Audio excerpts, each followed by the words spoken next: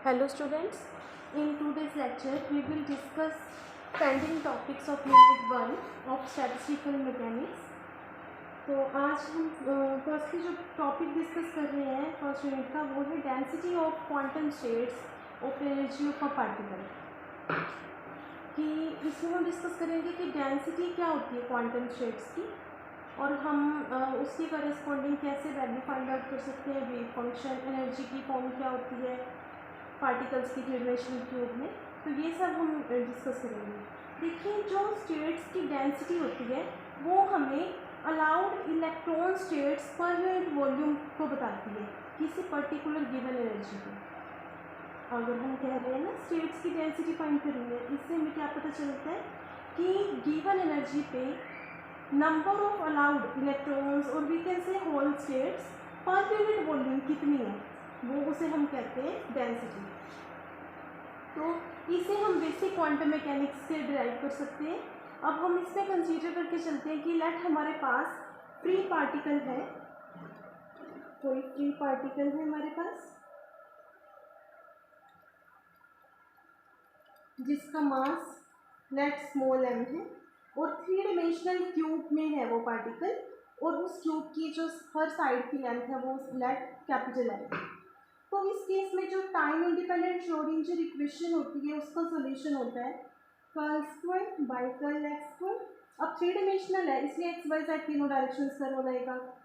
Curl square by curl x square plus curl square upon curl y square plus curl square upon curl z square, इसके साथ function आएगा। अब वो function जो होता है वेव फंक्शन वो पोजीशन वेक्टर का पोजीशन पे डिपेंड करता है, इसलिए हम इसके सब ब्रैकेट में आर लिख देते हैं, ठीक है। और प्लस इसके साथ में जो श्रोडिंगर इक्वेशन की फॉर्म होती है वो होती है 2ne upon H cross square psi R equals to 0।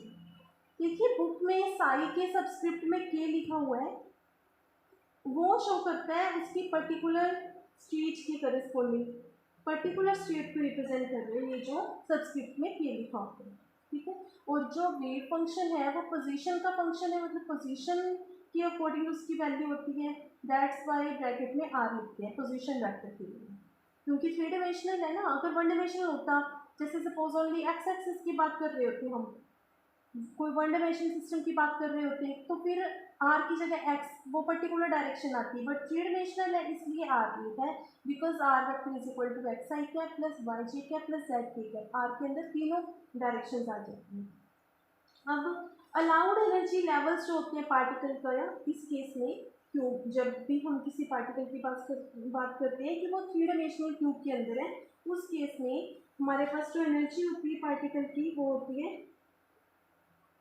n square pi square H cross square upon 2m into length का स्क्वायर। अब लेंथ हम क्यूब की l लेके चले थे, सो l स्क्वायर, उसकी हर साइड की लेंथ l थी, सो वो साइड की जो लेंथ होती है उसी का स्क्वायर ले लेते हैं। h क्रॉस यहाँ पे होता है h बाई 2 पाई और h होता है प्लैंक्स कांस्टेंट जिसकी वैल्यू होती है 6.626 इंटू 10⁻34 जूल सेकेंड। पाई आपको पता है 3.14, एन यहाँ पे स्टेट को रिप्रेजेंट करते हैं, ग्राउंड स्टेट के लिए इसकी वैल्यू 1 होती है। एम मास की रिप्रेजेंटेशन है, एल क्यूब की साइड की जो लेंथ को बता रहे हैं, ओके। अब देखिए थ्री डायमेंशनल है, हमें पता है थ्री डायमेंशनल है, इट मीन्स यहाँ पे फिर एन स्क्वायर की क्या वैल्यू है, n x square plus n y square plus n z square और साथ में pi square H cross square upon 2m L square, okay. यहाँ पे जो एन एक्स की वैल्यू है वो 1 से लेके कुछ भी हो सकती है। सिमिलरली एन वाई 1 से स्टार्ट होगा, कुछ भी वैल्यू हो सकती है। Similarly n z, okay.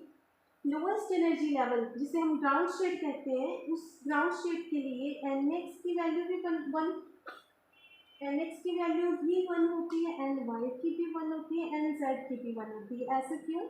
Because ground state हमारे पास वो स्टेट है जो मिनिमम एनर्जी को रिप्रेजेंट करती है। तो मिनिमम एनर्जी तब आएगी जब n n x n y n z की मिनिमम वैल्यूज लेंगे, तो इनकी मिनिमम वैल्यूज ही 1 पॉसिबल है, सो ये ग्राउंड शिफ्ट होता है।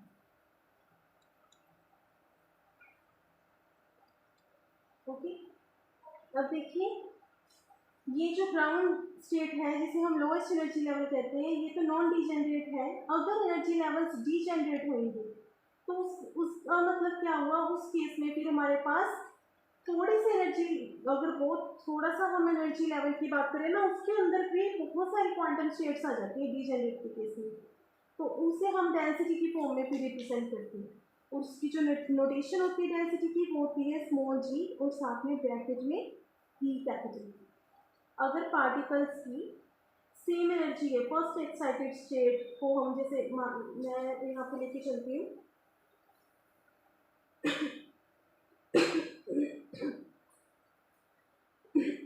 अगर पार्टिकल जिनकी सेम एनर्जी है वो फर्स्ट एक्साइटेड स्टेट में है तो वो किसी भी 3 क्वांटम स्टेट में एग्जिस्ट कर सकते हैं।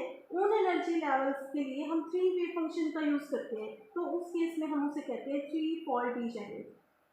ठीक है, तो ये लाइन भी जो बुक में लिखी हुई इंपॉर्टेंट है कि the particles having same energy in first excited state can be in any of the 3 quantum states.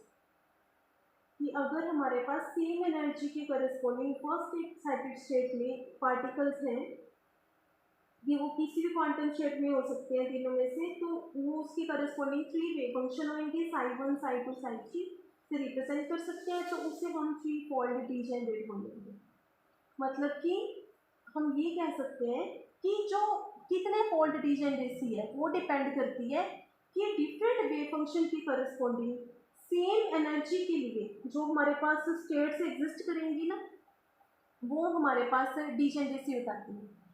इसका मैं आपको ना एक सिंपल एग्जांपल देती हूँ, आपको बुक से ये चीज़ क्लियर नहीं हो पाएगी। एक सिंपल एग्जांपल देखिए कि सपोज मैं ऐसे ले लूँ एन एक्स की value 1, n y 2, n z 2, ठीक है, और फिर एक उस केस में एनर्जी फाइंड आउट कर ले हम, एक ले लूँ एन वाई 1, एन एक्स और एन जेड को 2 ले लूँ, उस केस में एनर्जी देखिए एक बार एन जेड 1 इन दोनों को 2 ले लूँ, तो तीनों केसेस में एनर्जी की सेम वैल्यू मिलेगी, सेम मिलेगी, चाहे इसको 1 ले लो इन दोनों को 2 ले लो, चाहे एन वाई को 1 ले लो एन एक्स एन जेड को 2 ले लो, चाहे एन जेड को 1 ले लो एन एक्स एन वाई को 2 ले लो, तीनों केसेस में एनर्जी की 3 जो वैल्यूज आएंगी वो सेम होंगी तीनों में।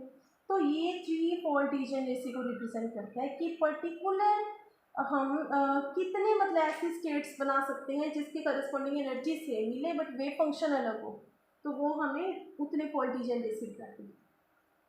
ओके, तो अब है हमारे पास डेंसिटी जो होती है ना स्टेट्स की, क्वांटम स्टेट्स की, उनमें उनकी डेफिनेशन क्या है, उन्हें हम कैसे डिफाइन करें। तो डेफिनेशन है डेंसिटी की number of quantum state per unit energy range at the given energy E, particular E energy पे, ये जो कैपिटल लिखिए है, इस पे जितनी भी यूनिट एनर्जी रेंज के लिए जितनी स्टेट एग्जिस्ट करती हैं उसे हम कहते हैं डेंसिटी। अब नंबर ऑफ क्वांटम स्टेट जिनकी एनर्जी ए ई से E plus B E range के अंदर होगी, जिनकी एनर्जी, उनका फॉर्मूला होता है, उसे ऐसे रिप्रेजेंट करते हैं डेंसिटी को, G E is equal to 2 pi by H Q 2m raise to power 3/2 E power 1/2।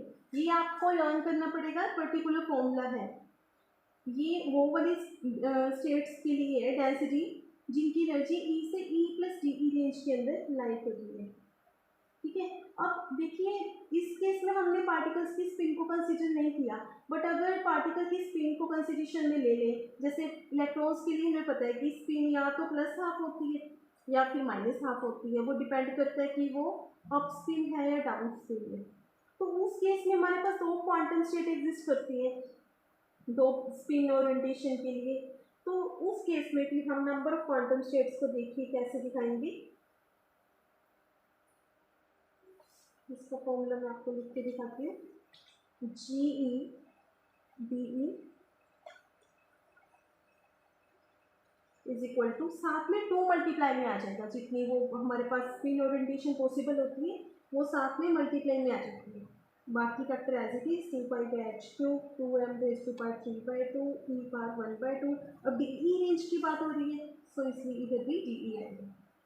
ठीक, तो अगर नंबर ऑफ पार्टिकल्स को हमने दिखाना हो तो उसका फॉर्मूला ऐसे लिख सकते हैं आप, वो हम ना अब वो पार्टिकल्स दिखाना चाहते हैं, उनका नंबर शो करना चाहते हैं जिनकी एनर्जी ई से E+E रेंज के अंदर लाई करेगी, तो उसको हम F से रिप्रेजेंट करेंगे। NEDE is equal to GE FE DE।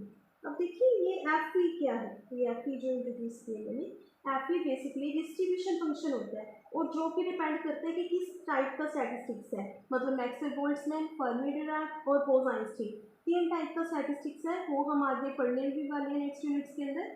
तो उस पर डिपेंड करता है कि डिस्ट्रीब्यूशन फंक्शन क्या होगा, और डिस्ट्रीब्यूशन फंक्शन की वैल्यूज हम नेक्स्ट यूनिट्स के अंदर तीनों स्टैटिस्टिक्स के लिए फाइंड आउट भी करेंगे। तो जो इसकी डिस्ट्रीब्यूशन फंक्शन होता है उसको हम ऐसे भी डिफाइन कर सकते हैं कि जितना भी एवरेज नंबर ऑफ पार्टिकल्स होगा जो कि सिंगल क्वांटम स्टेट पर जिसकी एनर्जी E हो उसको ऑक्यूपाई करेगा, वो हमारे पास होता है डिस्ट्रीब्यूशन फंक्शन। तो that is all about this topic. अब नेक्स्ट जो हमारा टॉपिक है वो है एंट्रोपी एंड थर्मोडायनेमिक प्रोबेबिलिटी। देखिए कोई भी आइसोलेटेड सिस्टम है उसके अंदर इरिवर्सिबल प्रोसेस होती है जब, तो उस केस में उसमें नेट इंक्रीज होता है एंट्रोपी का। एंट्रोपी बेसिकली क्या है, एंट्रोपी रैंडमनेस को रिप्रेजेंट करती है, डिस्टर्बेंस को रिप्रेजेंट करता है। जितना किसी भी सिस्टम में डिस्टर्बेंस ज़्यादा होगा इसका मतलब एंट्रोपी ज़्यादा है। एक्चुअली एंट्रोपी होता ही डिस्टर्बेंस है, रैंडमनेस डिस्टर्बेंस इसको डिफाइन करते हैं हम एंट्रोपी से। तो जो भी हमारे पास, जैसे हम सपोज करें कि एक गैस दूसरी गैस में डिफ्यूज हो रही है, तो ये इरिवर्सिबल प्रोसेस का एग्जांपल है।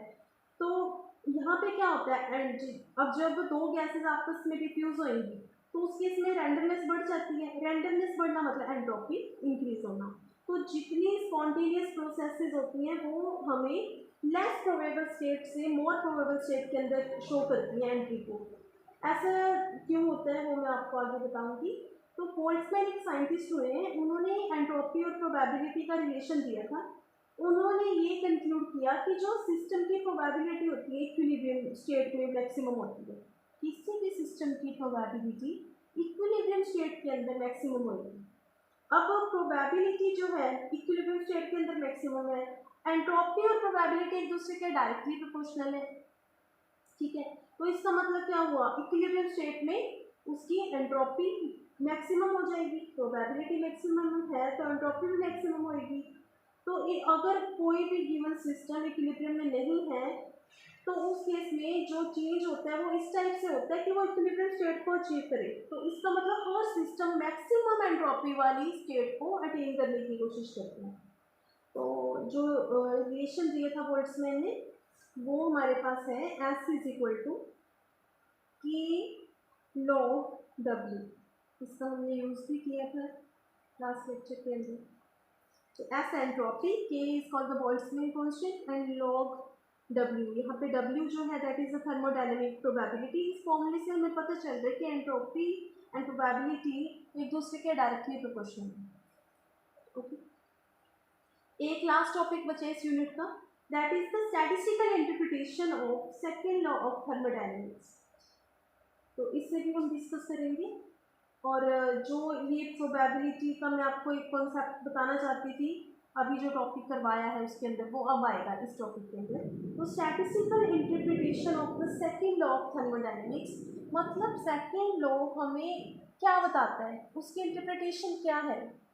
देखिए फर्स्ट लॉ जो था थर्मोडायनेमिक्स का उसने डायरेक्शन नहीं बताई थी कि एनर्जी चेंज और we can say heat transfer किस डायरेक्शन में होगा, ये नहीं बताया। फर्स्ट लॉ ने हमें मैथमेटिकल एक्सप्रेशन जरूर दिया था, बट हम जो हीट ट्रांसफ़र की बात कर रहे हैं वो किस डायरेक्शन में हो रहा है ये फर्स्ट लॉ ने नहीं बताया। सो इसके लिए सेकेंड लॉ जो है, सेकेंड लॉ का मेन रोल है। सेकेंड लॉ को हम फर्स्ट लॉ से डिराइव नहीं कर सकते। एक्चुअली सेकेंड लॉ ना एक्सपेरिमेंट्स और ऑब्जर्वेशन पे बेस्ड है। तो इसमें जो मेन कैरेक्टरिस्टिक्स है वो है एंट्रोपी। इसका जो मेन पैरामीटर इसमें यूज होता है वो एंट्रोपी है। एंट्रोपी एक्चुअली ना डायरेक्शन को बताता है कि किस डायरेक्शन में थर्मोडायनेमिक प्रोसेस होती है, इसका थोड़ा सा इससे रिलेशन है। तो जो